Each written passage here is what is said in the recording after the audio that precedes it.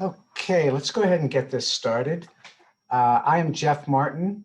I am the Director of Communications and Public Affairs here at the American Anthropological Association.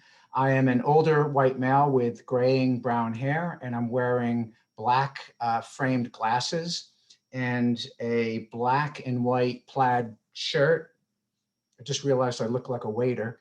And I'm coming to you from my bedroom, thanks to the pandemic, which hopefully is ending soon.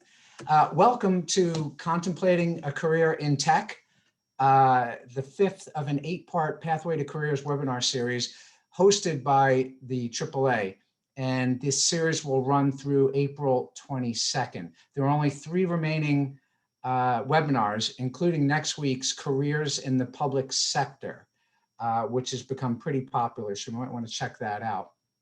You can see the remaining webinars and schedule on the slide being presented, hopefully right now, and learn more about the webinar series by going to our website link, which I just posted in the chat room. All of these webinars occur on Thursdays at 1 p.m. Eastern Daylight Time, so you might want to write that down. But back to this webinar. To make it more accessible to everyone, we're providing closed captioning. For closed captioning, for those of you not familiar with Zoom, move your cursor down to the bottom. You'll see the closed captioning icon. Click on that and you will receive closed captioning. If you would like to ask your question verbally or hop on video, please use the raise hand feature in the reactions icon, again at the bottom of your screen, and direct any access needs to Nell, our accessibility coordinator, and she's listed as such in the chat. Also, a reminder to please turn off your video and microphone unless speaking, as this will help increase the bandwidth for this. We want to make this as fun and insightful as possible. And to do that, we want to make it more conversational. I talked to the presenters and they said, yes, by all means, let's open this up. So if you have questions, rather than, we will have a Q&A at the end, but they're also quite willing to answer your questions as soon as you post them. So what I recommend is going into the chat room, putting question first and then colon, and then ask your question. And we're going to try and answer them as soon as you post them. So without any further ado, let me introduce Elizabeth Bridey.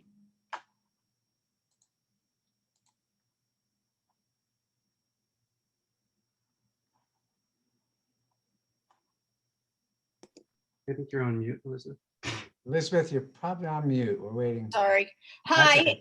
Okay. Sorry about that. I'm Elizabeth Bridey. I'm a white woman with brown eyeglasses and short hair, and today I have on a blue sweater. I'm in my alcove. It's snowing like a blizzard outside, and I'm on the second floor of my home, and it does have a window. Next slide.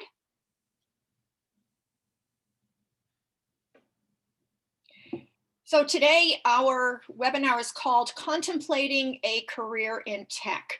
We have a sizable audience today. We're very excited about this. For all of you who have registered, you can go to the communities page, and on it you will find a set of references related to careers in tech. You will find the PowerPoint slides that will be used today, and in a week or two, you will also see the recording from today's seminar or webinar. So please check those materials out. At the end of this webinar, we will be sending you an evaluation. We ask you to please fill it out because it's helpful to us as we plan for future webinars. And that's it. I'm now going to turn over the mic to Kevin Newton, who will talk to you about his career at LinkedIn. Hi, everyone. As she said, my name's Kevin Newton. I live in the Bay Area, San Francisco, near San Francisco. I'm a white male with almost shoulder-length black hair and blue-green framed glasses. And today I'm wearing a blue and white button-up shirt. I am in my home office / guest room with a bed behind me. It's pretty messy. So what you will see instead is the Mediterranean. Sadly, it's not my own picture, but hopefully after this pandemic, maybe I can capture one similar to that. Also, I must admit that my role at LinkedIn has changed in the past year and a half. as I transition to managing and growing my own team. So as a result, I'm doing less and less actual research in my day-to-day. Any research I do run, typically these days is really quick because I have so many other responsibilities. And as a result, I rely on software such as UserZoom or usertesting.com. But my team is doing a lot of more in-depth research. But having said that, I'm going to tell you about how my job was when I was a full-time researcher not too long ago, and a little bit about my path, and happy to talk about the path to leadership as well in tech. If that's something someone's interested in, feel free to ask questions about that as well. Okay, next slide. All right, so this is a slide showing 7 out of focus sticky notes with sort of methodologies written on them. Those are cultural probe, develop personas, card sorting, customer interviews, listen in on customer service calls, field visits, and user surveys. Now there's a white person's hand holding another sticky note that is in focus, reading run a usability test. So I chose this picture because it highlights to some degree the variety that exists in UX research, which is the field that I am in tech, which stands for user experience research. And depending on the company and the culture and the maturity of the UX research organization within that company, a researcher could be expected to run or participate in any of these activities. When I was the only UX researcher at ServiceMaster supporting 7 different brands as they transformed from a handshake company, so ServiceMaster owned companies like Terminex or Mary Maid, some home services type services. And so they used to sell door to door, handshake, appointments, and they wanted to move to a digital experience where you could buy all of their stuff online. And so while I was helping them did that, I did all of these, plus ran a lot of UX-based A/B tests, which is not always typical. And this could be moving, A/B tests could be moving a button from the bottom and the top, and then randomly assigning that experience to people who visit your website, and then analyzing the performance between them. But when I got to LinkedIn, they were a little more mature. They had a team. There was about 20 of us at the time when I joined.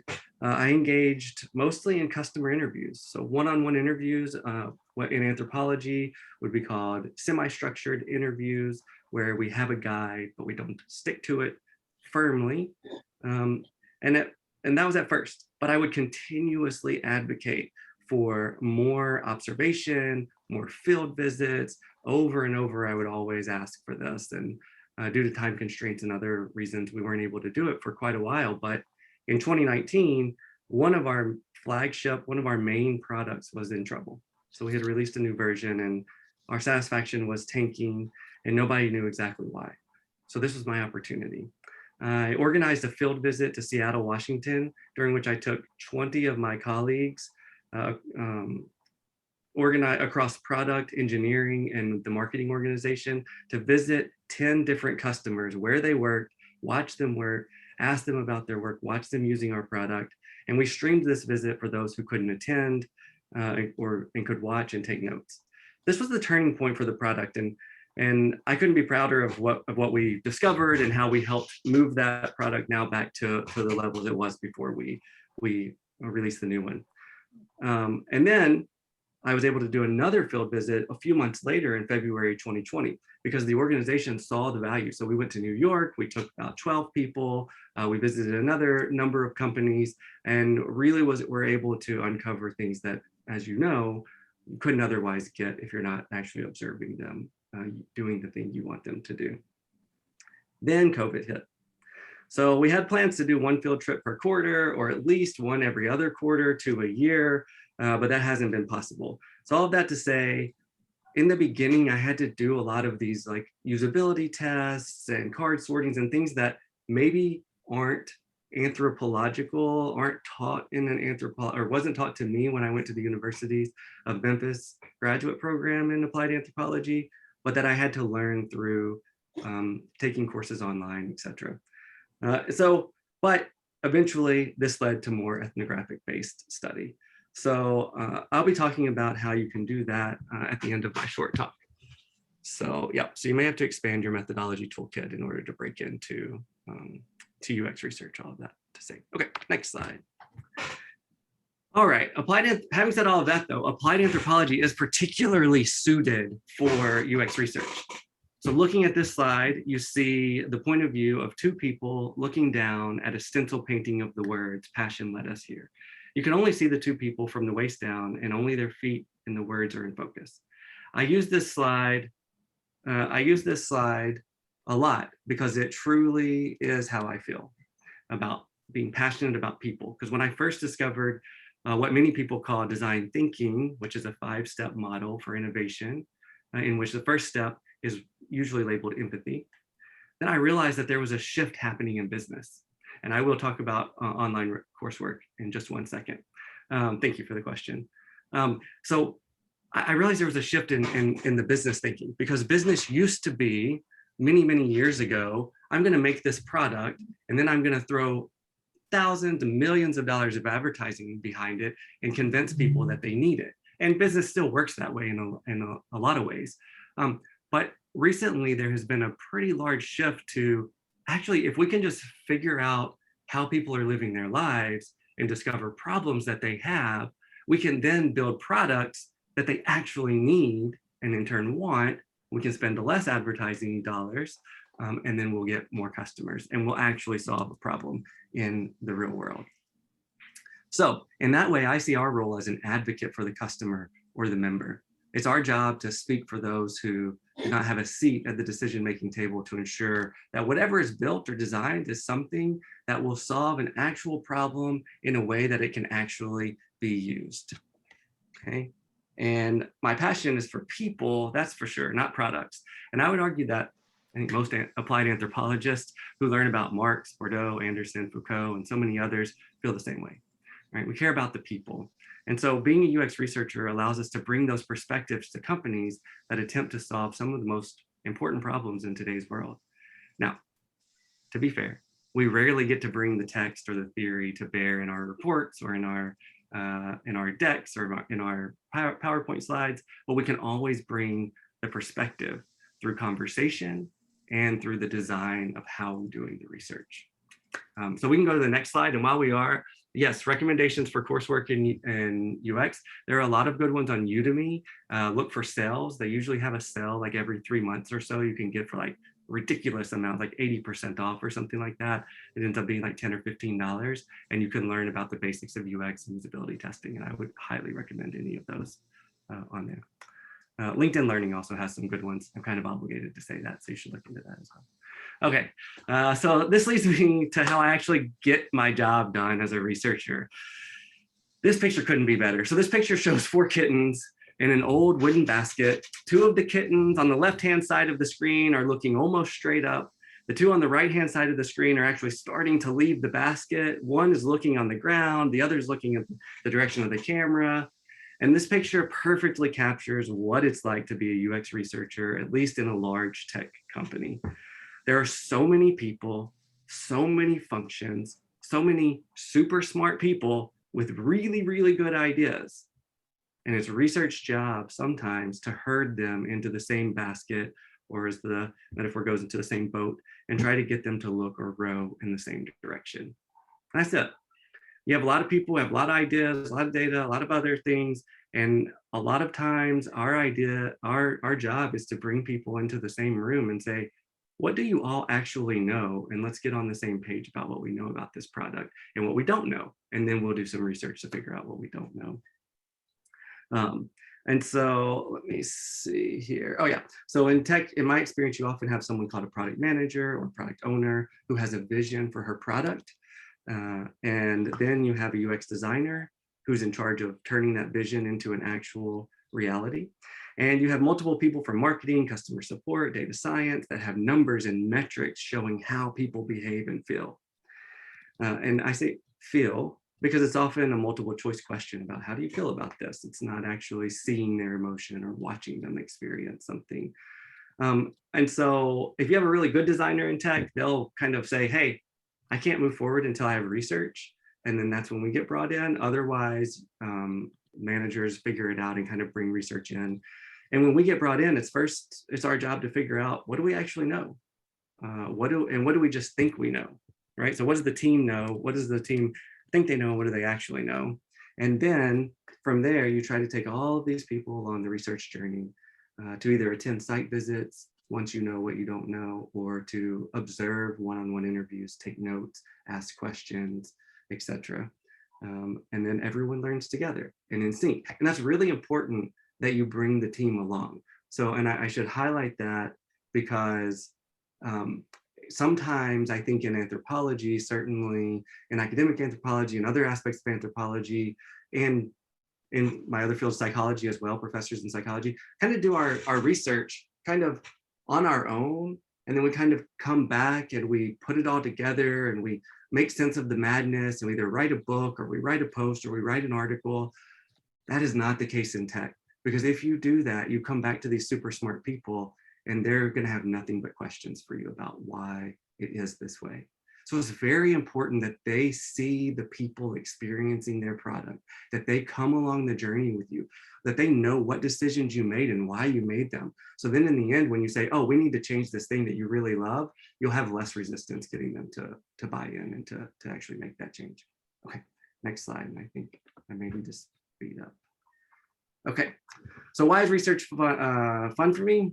Well, so that's mostly what I love about it, is herding these cats, if you will, or trying to get people aligned, understanding what people know and finding out what they don't. And this picture shows a scattered jigsaw puzzle with no picture on it, on its pieces, and a Rubik's Cube with each section twisted slightly off center.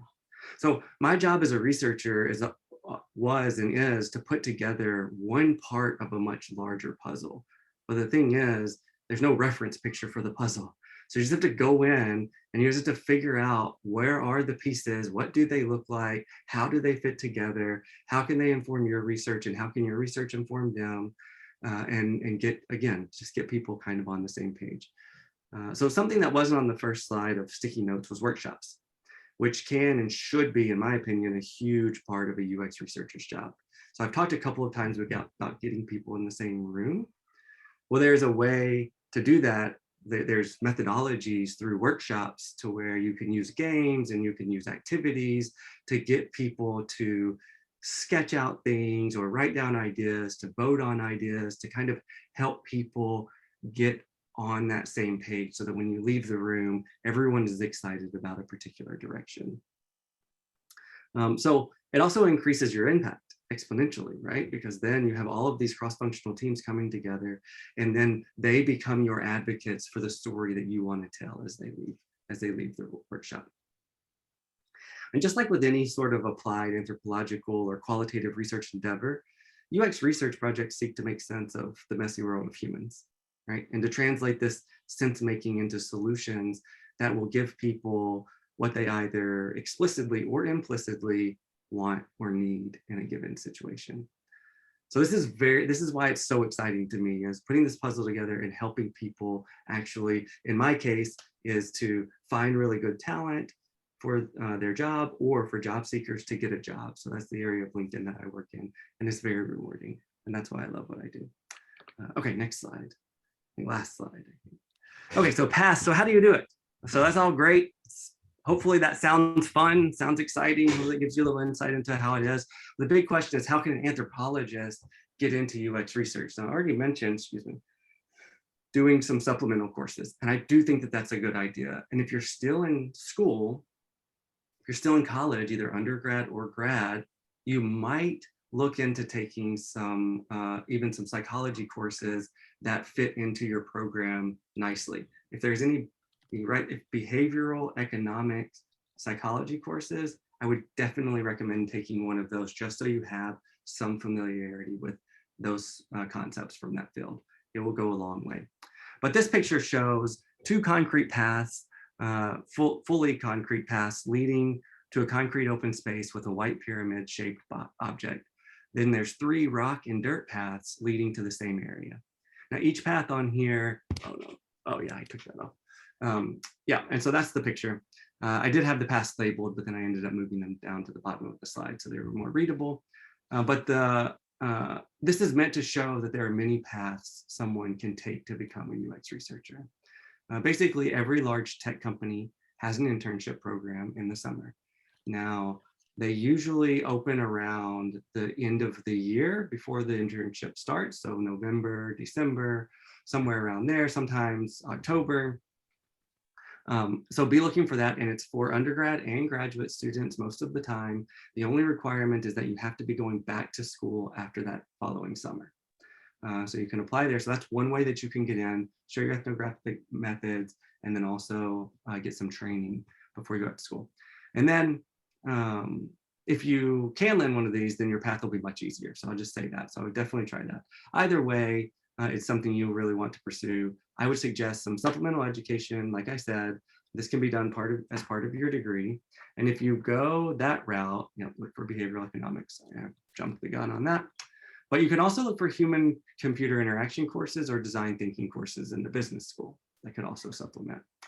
So that's one. Okay, so this could be, and then I already mentioned this, but it can be done through online learning platforms like Udemy, and Coursera is one that I didn't mention earlier. As you engage in this material, you'll see how similar UX research is to anthropology, but what you'll also notice, and this is a big deal, is that there's a different language used to describe the same thing. So you always notice that some programs really emphasize psychological aspect of how people behave with products and services.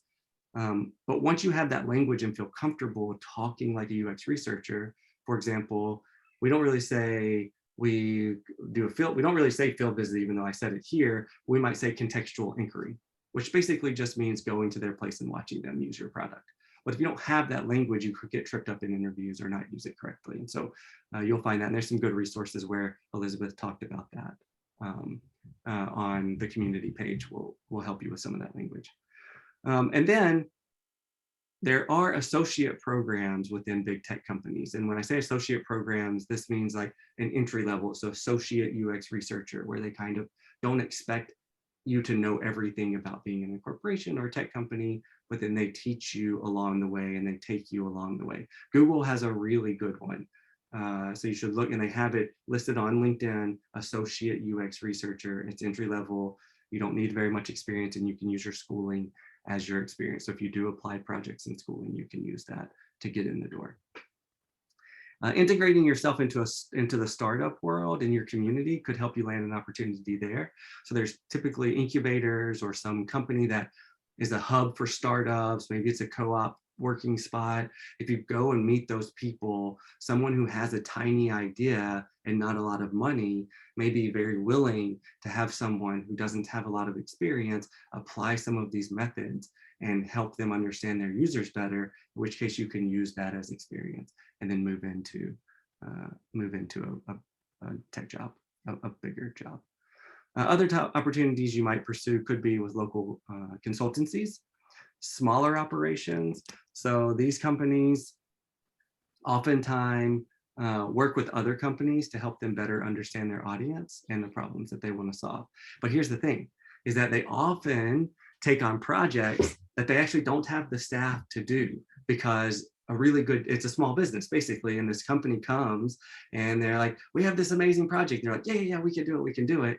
And then they turn to their network of researchers to conduct the interviews, or maybe take notes, or maybe organize some of the data. So if you can get in with a consultancy in your community and kind of show them your training and tell them how eager you are to just take notes or do anything that they need, grunt work or anything else, when they get a project like that, they might reach out to you, and that would give you, again, experience, and you could talk about the project in the greater context, and then your part that you did and what you learned from it. And it would probably give you a little bit of money in your pocket, because they usually pay you for that. So, and then my last suggestion, which is my least favorite, but sometimes it's the only way, is to find, not that I have anything against nonprofits necessarily, but finding a nonprofit that has a website and then just offer to do work for them for free.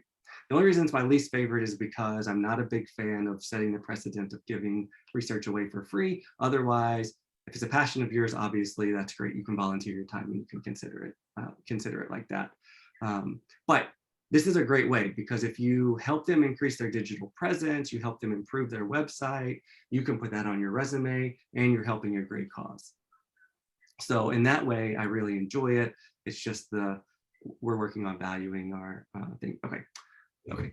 And last thing, and so that's it. So something that's not here is probably the most powerful tool, and that's community. Immerse yourself within the UX community, online and in your own community. The more people you can meet, the more articles you can read, the more posts on Medium or LinkedIn that you can write, the more likely you are to be seen. And when you're seen, you're more likely to find opportunities. Thank you. That's it. Oh, and question, what are the differences between market research and UX? Should we save that one, Elizabeth? We'll come back if we have time at the end. Let's hold on the question right now. Thanks. Thank you. Yep. Thank you, everyone. And I'll pass it over to Astrid now. And then if we have time, we'll come back for Q&A at the end. Thanks, Kevin. Hi, I'm Astrid Countee. I'm a Black woman with curly hair and a ponytail. And today I'm wearing a white top and I'm in my home office. So what you see behind me is a bookcase. Next slide. So I'm going to talk to you today about climate tech anthropology, which is sort of a term that I've put together based off of just my experience working in this field. It's sort of an emerging field, and it's a little bit like what used to be called clean tech, but it's become a much bigger area of focus. So it combines climate, culture, and technology. And the picture that you're seeing on the screen now is actually a protest sign that says that there is no planet B. And this is just to highlight the crisis that we're in when it comes to climate change and how it is upending many different industries and lots of established ways of working. Next slide.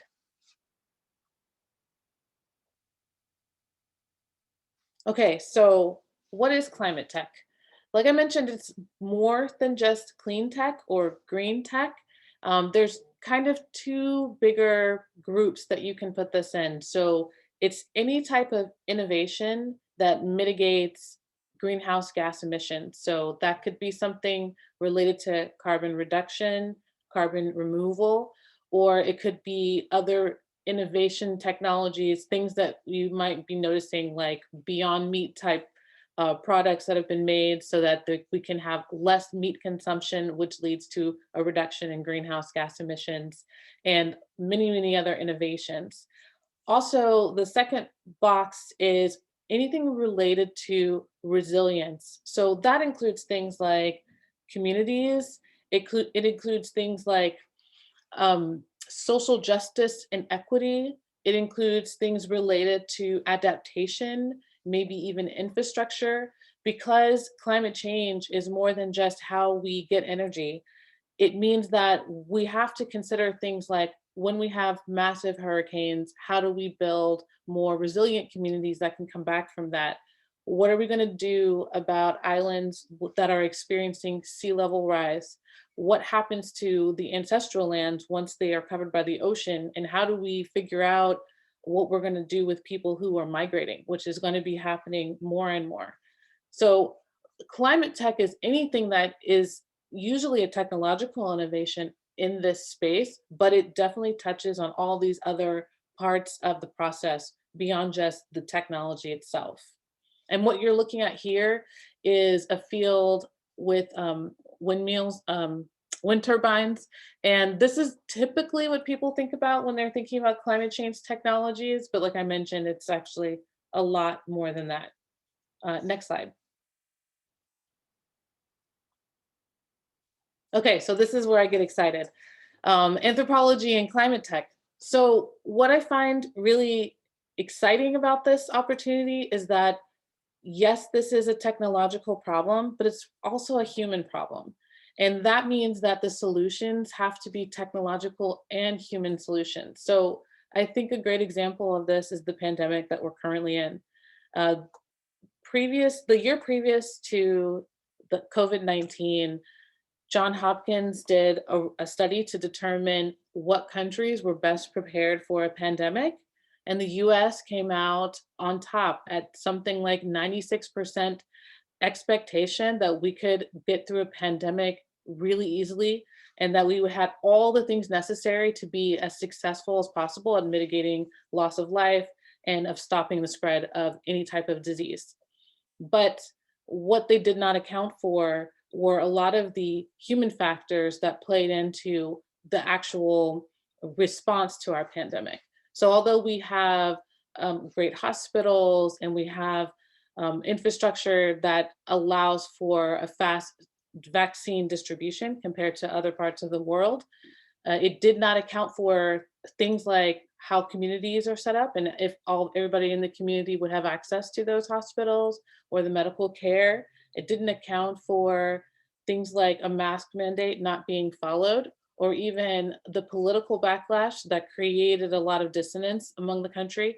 And so, although we were technologically prepared, we didn't have the human problem actually identified so that we could have a solution. And I think that's a great example of what's happening with climate change in general. So yes, we need new technologies, but we also need those technologies to be human-centered when they're created. And we need to really think a lot about the different ways that they're going to be executed. And that is a newer aspect of technological innovation. Unfortunately, it is not always such a luxury that you in the normal process of building innovation have a lot of insight from people who do understand how to deal with the human issues that may be related to that. And so there's a huge opportunity for more anthropologists and other social scientists to get deeper involved in what you may call embedded technologies. So this is like technology inside of technology, not necessarily technology that's facing a customer, but technology that might be going from business to business, technology that might help run other technologies, things like that. What's really amazing, I think, for anthropologists is that a lot of our areas of expertise can be really useful here. So by this, what I mean is anthropologists are really great at understanding the importance of local knowledge, of indigenous knowledge, of having knowledge about medicine and environment and the built environment and how these things are related to people and justice and equity. They understand the importance of design. These are all areas that climate tech is trying to operate in and needs to have those on board who understand how this is going to affect other people. So it's not an understatement to say that by working in climate tech, you have the opportunity to have a massive impact on the world. And the picture that you see on the slide is a woman who has code that's being projected on her face and the wall behind her. And I thought that would be a great way to represent how this is a technological issue, but it's definitely a human one, and we can't ignore one side. Next slide. Okay, so how to work in this field. This is a really large, very expansive and emerging field. So there is not one answer to this. One of the ways that you can take into this is going through the research path, the ethics path. So there is a lot of research happening right now around technologies and innovations. There is less of that research happening in the social science sphere. So there's definite need for this. I think ethics is a very needed and very, a path right now that has a lot of focus. So building technology ethically with equity, with inclusion is extremely important because we're talking about things that will be deployed across communities, across nations, in ways that we haven't had to work together in a very long time. Some people liken the climate tech needs as the mobilization efforts that we had to do in this country during World War II. So it's going to take everybody, and that means that we need to make sure we build for everybody as well. There's also policy and regulatory pathways to this. So there are things we have to think about, the laws that we have in government. We have to think about how we incentivize companies. We also need to think about regulation and make sure that as new technologies do become more used, that we're not ignoring a path that they may take, and thinking a little bit ahead about how that can affect everybody in our societies and in the world. Applications of technical solutions, which is somewhat like what Kevin was talking about with user experience, except oftentimes the climate tech is usually business to business. So the applications are a little bit different. And what you'll be looking into is how to make sometimes new businesses work inside of an existing structure, or how to help incentivize businesses to take on a new technology that will allow them to be more ecologically friendly or more sustainable. Community organizing and advocacy is also really huge. One big aspect of climate tech is climate justice. So what we want to make sure of is that as new technologies emerge, we are not ignoring the effect that it may have on different communities. We have already seen what happens when technology is kind of put out into the world without thinking about how it can be effective in different areas and how it may affect different people. So the community organizing and advocacy is going to be a huge part of how these things are implemented. And also, this will be an aspect of where local knowledge becomes really important, because every community is not going to have the same needs. And what it is that's going to be useful or what's going to work in one part of the community may be very different than another. And in this case, we are talking about areas as small as neighborhoods, possibly. So it will be definitely important to have those on the ground that know those stories, understand that background, to feed that information back into some of the first things I brought up, which is the research and the ethics, the regulatory paths, and the policy. And also building domain expertise and aptitude is really important.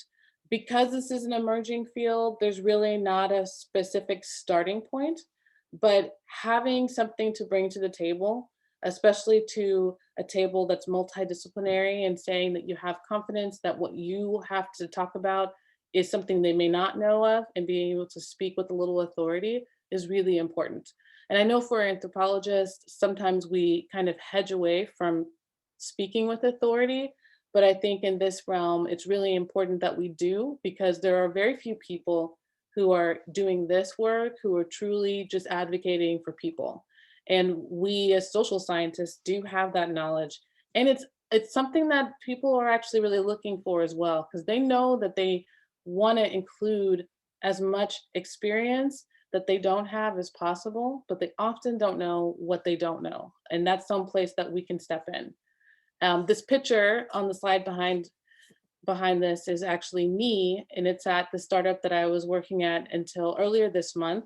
This startup is a biotech startup, and what they do is they bioengineer microorganisms that eat carbon dioxide and then produce other chemicals. So we worked with other companies in the heavy industries. So this would be oil and gas, mining, aerospace engineering, and space exploration. And this was so that we could take this technology that was ambient, so it didn't require any more production of carbon dioxide, and help these companies become carbon negative without having to create a whole new process for them. Next slide. Okay, so summary. Oh, this one is Kevin's summary. Yeah, let me go ahead and do that. Okay. So we want to just quickly summarize the key points that Kevin made, as well as Astrid.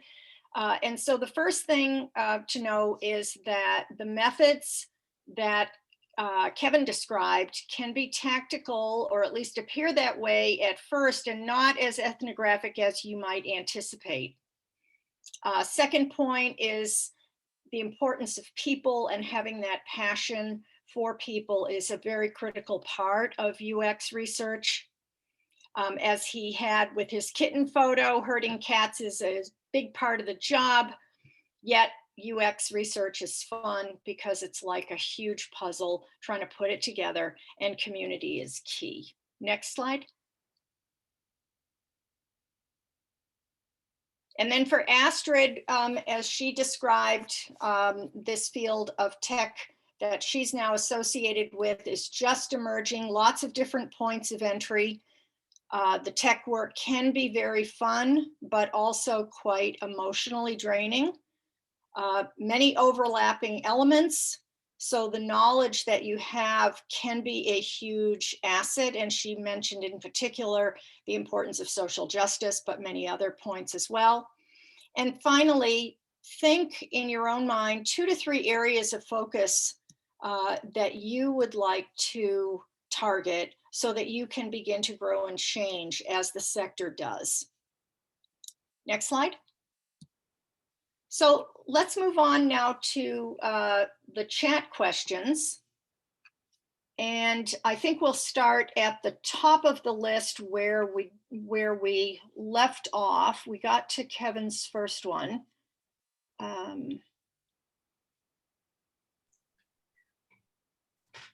I believe the next one is, what are the differences between market research and UX?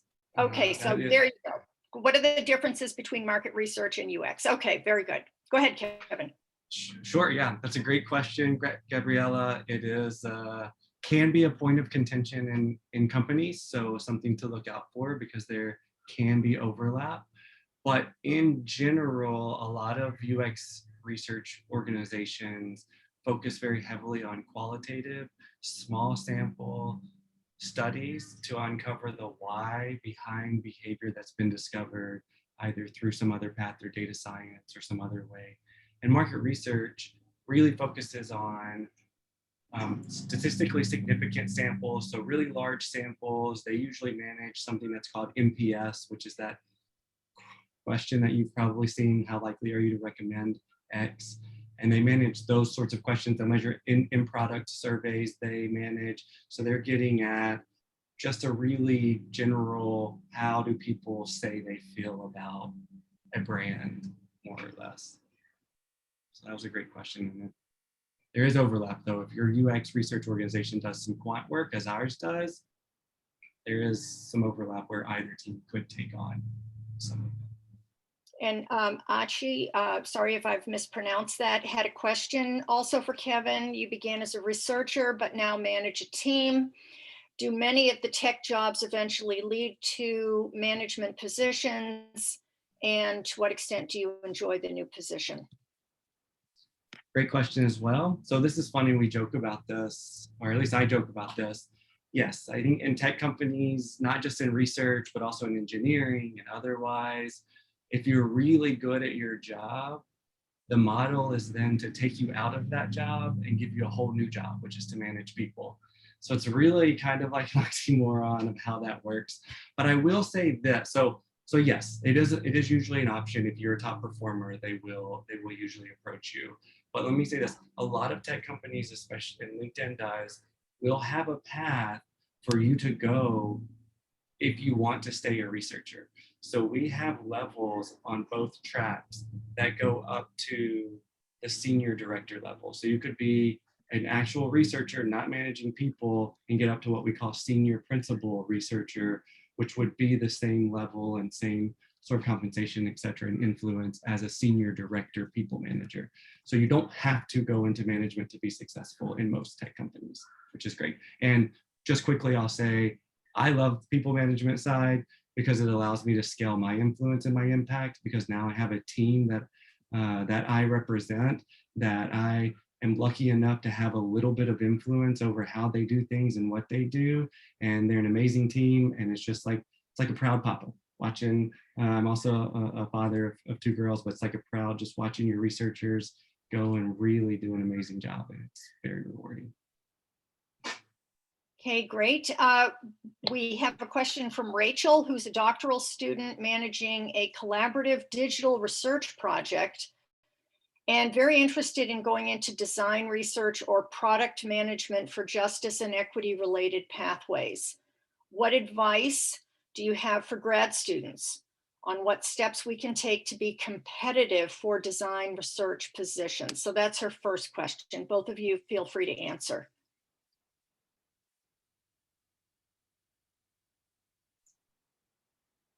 I can say a little bit, since UX research is more aligned, I think, a little bit to design research.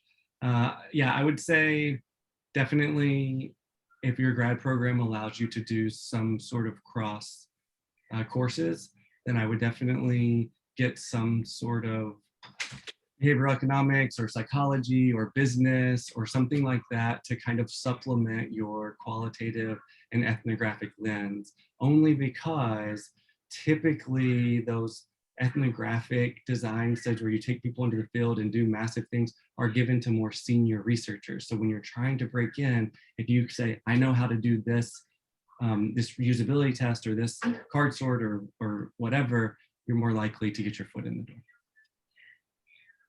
Astrid, any comments on that question?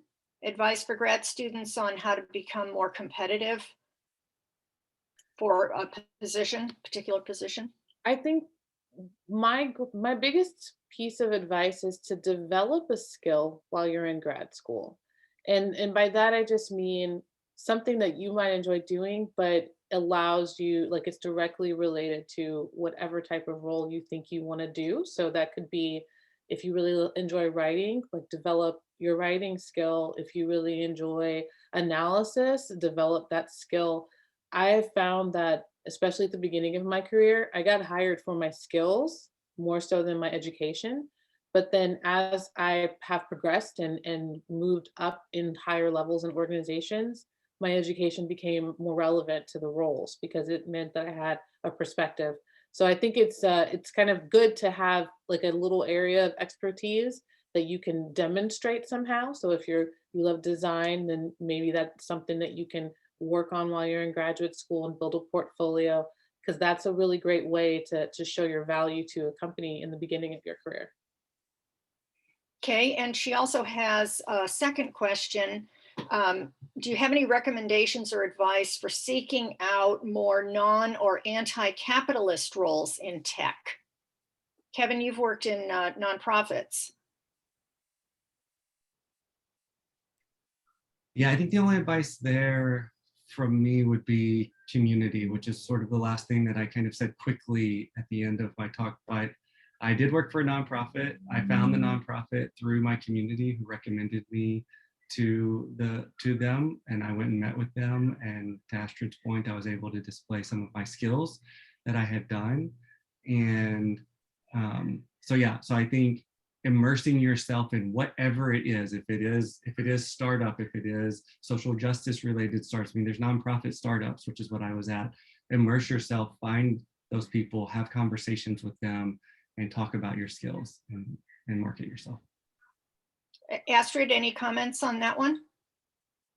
I think to piggyback on what Kevin was saying about community, I have found that community management can be a really interesting role where your job is to help grow a community.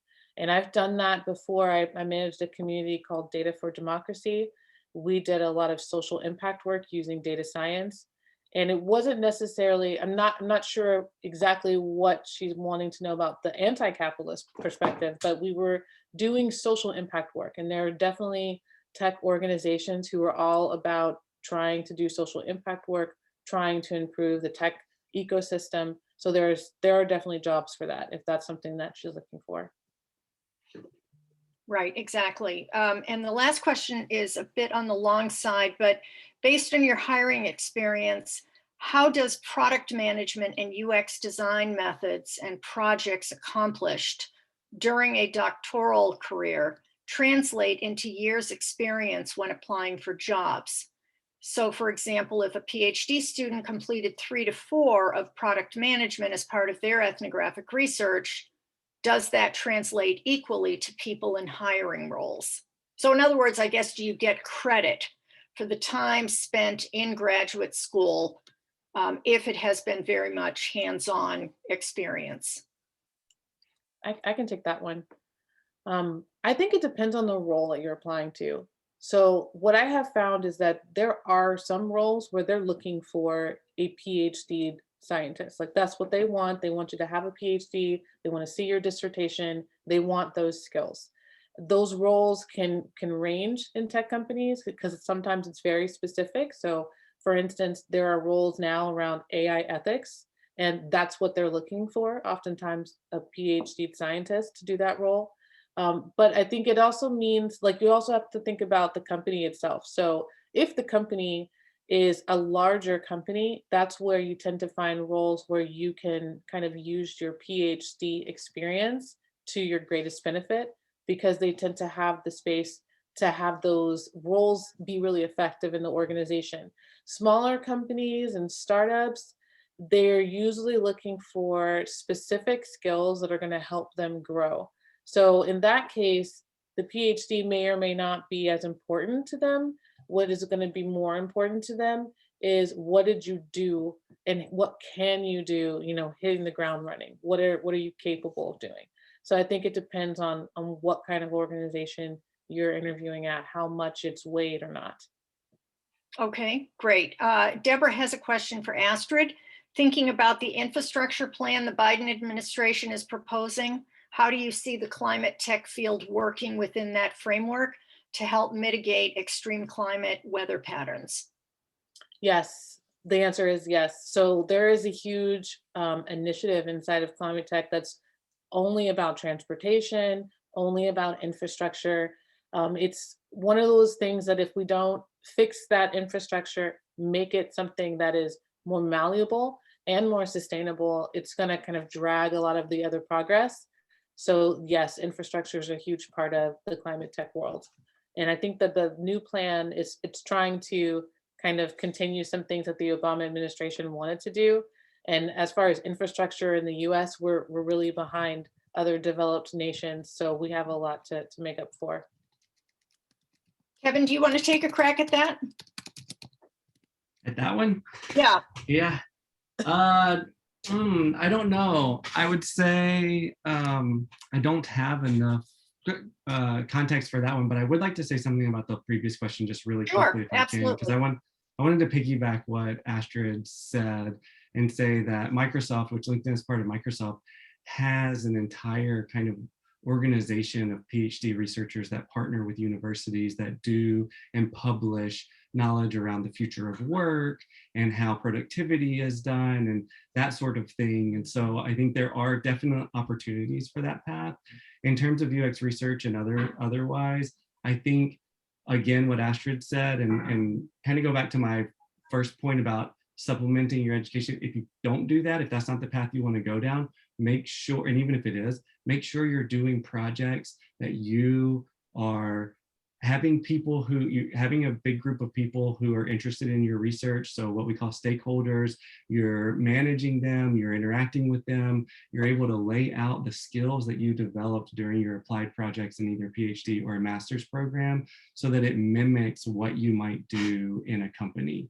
The more you can do that and the less you can do, oh, I got this idea from a nonprofit, I went away for a really long time and then I came back and I delivered a report. That won't be as impactful if you're like, I met with them monthly, I let them know about this, I took them on field visits. That's what's going to be really impressive to a hiring manager. Okay, great. Jessica has a question about working in tech. How open are hiring managers if you have an undergraduate degree compared to master's or PhD? I can answer that. Mm-hmm. So I did start working in tech with my undergraduate degree. I worked while I was getting my master's in anthropology, and I started as a data analyst. So I think with technology, one of the things that's different about this sector versus some other sectors in the economy is oftentimes you get hired for what you can do, but also what it appears like you will be able to do. There's a lot of ability to kind of learn as you're doing. And a lot of times, especially when you're starting out after school, what they're interviewing for is also aptitude to learn. So it's not something where you always have to have all of the skills before you can get the job. If that's something that you want to do, there's not every position is going to be available to you at the bachelor's level.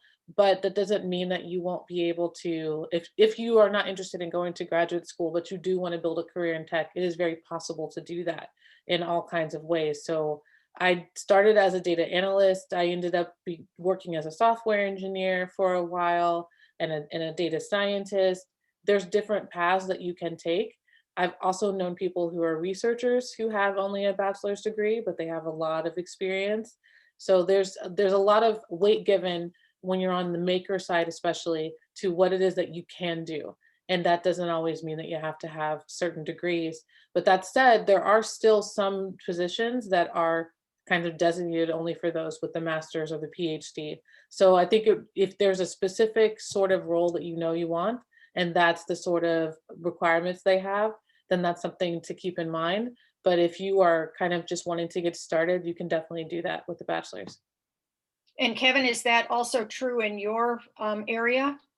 Yep. I won't say a lot But yes, 100%. I think we have people who come from all different backgrounds, journalists. We had a music composer, like a conductor who went to undergrad. I mean, the path to UX is not one way. What I would suggest is, Astrid kind of said this, find the position that you want, and then really do, this is one where I really will say LinkedIn will come in handy. Also Indeed and other job boards, look up that role and see what the requirements are, and see what the skills are, and see if you can develop those either through your program or through Udemy or through LinkedIn Learning or through some other skills-based training.